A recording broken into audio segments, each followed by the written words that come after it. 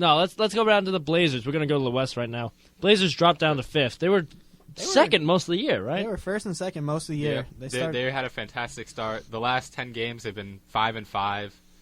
It seems like a lot worse than that, though. Yeah. I mean, they are playing in a really, really tough Western Conference. Oh, yeah, definitely. They got Brooklyn tonight, so. Yeah, they're playing Brooklyn tonight. Is that at home or is that in Brooklyn? That's at That's in Oregon? Yep. But they lost to San Antonio by 2. They lost to the Clips by 5. They lost to the Thunder by 3. Then they lost to the Pacers by 5 in OT. They had a tough stretch right there. And they get a little relief, like Denver, the Lakers, the Hawks. But then it's back to Dallas and then Houston. Yeah. Memphis is out of the playoffs, but they're a tough team. Memphis is still a tough team. They're a very tough team. They're still in the hunt for the playoffs. I mean, put Memphis in the East. Memphis is in the West. Of the top teams. Memphis is in the West. That don't make no sense. Memphis is 1.5 games out right now from Phoenix. If you put Memphis in the East, they're top 3 team. They have one of the worst scoring offenses in the league. They are awful at scoring, but they have easily one of the best defenses in the league. They have a fantastic defense in Memphis. Them and the Pacers, for sure.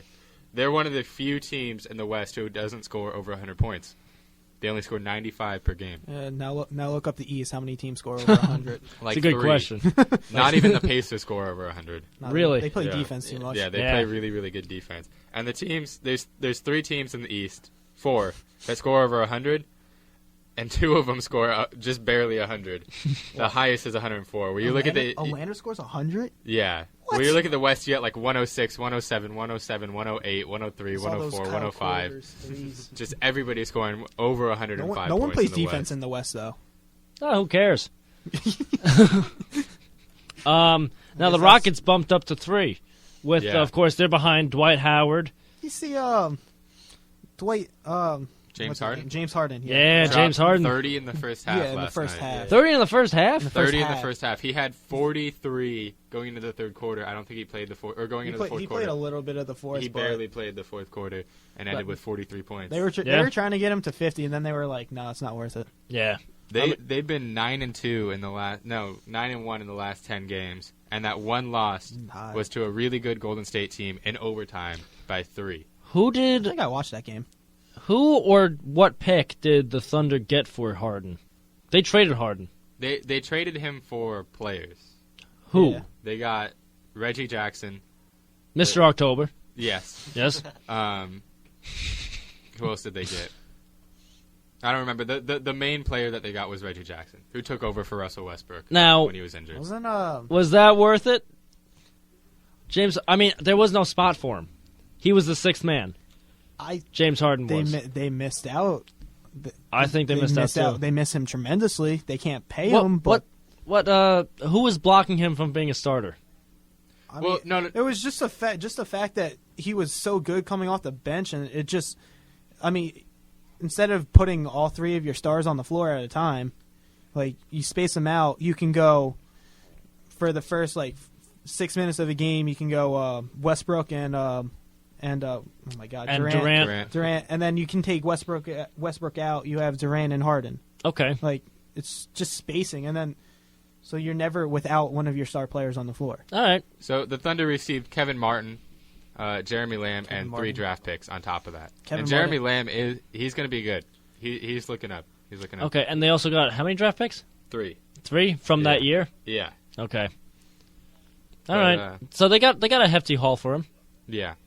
But it's not that he wasn't starting because he wasn't good enough. It's definitely a very useful strategy in the NBA. You look at the Spurs; they have Manu Ginobili, who could easily be a starter on any other team. What about Hedo Turkoglu? No, instant starter on my team. Yeah. Former Magic great Hedo Turkoglu. Is he still on the Magic? No way. No way. He definitely got cut or something. He got in the other day somewhere. No way. He's in the league somewhere. Yeah. Wow. Good for him. I should have. Usually, I pick him in my fantasy basketball draft. So he's usually my last pick. I would go Rashard Lewis. He's on the Clips right now. He's on the Clippers. Yeah. Good for him. the great Hedo Turkoglu. He's Turkish, isn't he? He is Turkish. Yeah, Hedo. See, I know more about him than pretty much any other NBA basketball player. Is that sad? Oh, my goodness. Okay. Any other NBA news talk? I don't think so. No? LeBron broke his nose. Serge Ibaka got him. You know, if anybody, I would guess Serge. He'd be one of my top 5 guesses in everybody in the NBA. I'd say Perkins. Oh, Perkins had groin surgery. He's out 6 weeks. Is he? Yeah. I mean, not a huge loss for them, but still a real force for them. Wait. What Perkins? What's his name? Glenn Perkins? No, Kendrick. Kendrick Perkins. Glenn Perkins is on the Twins. Yeah, You got me worried. I changed my mind about the first name. Oh, my goodness. He's out like 6 weeks. I was like, Glenn Perkins. He's an up-and-coming closer for the Twins. It's because Kendrick Perkins and Glenn Davis were on the Celtics Ah, at the same time. Big Baby Davis. Big Baby Davis, Yes. so I always get them confused. Big Baby Davis going to the Clippers. I in that have big buyout. NBA news. Kawhi Leonard is back. Ah, yes, Kawhi Leonard. Small forward, shooting forward. However you want to say that, I'm not really sure. I know there's power forward and small forward. Yeah. Some people say shooting forward, right? I don't think anybody says shooting forward.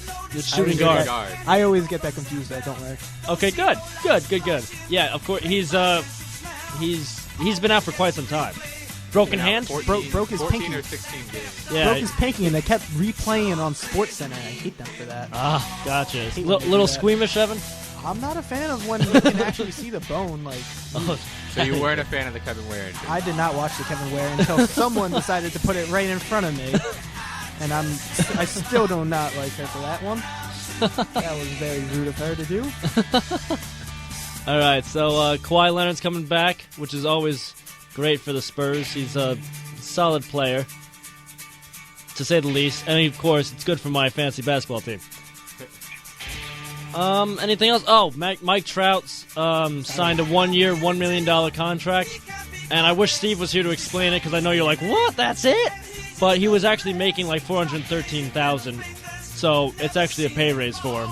So, you know, good for him. And next up is that long-term contract. I hear they're talking 6 years, $150+ million. So that's all this sports news of the day. Stick around on WSJU Radio. We got the Jazz show coming up in about 2 hours. It is about 1 o'clock here, so the sports stop will have to end. Crazy how time flies. Oh, yeah, I know. It's always a hoot and a half to do this.